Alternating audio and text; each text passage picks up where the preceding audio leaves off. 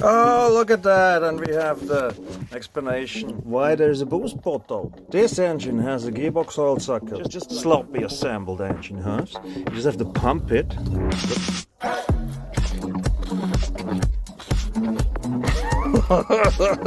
Why? Here's then kind of a boost bottle needed. My experience is that when there's a gearbox oil sucker, the engine denies the two-stroke mixture. It is pushed back. You have that blowback. It is more intense with rotary because it just has this small opening and closing window, which causes it to be more effective here.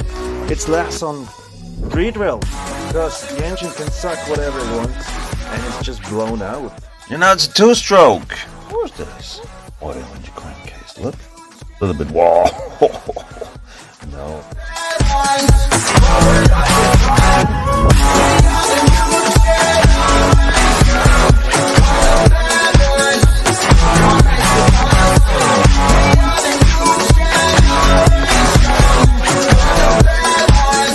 But we're lots of fun.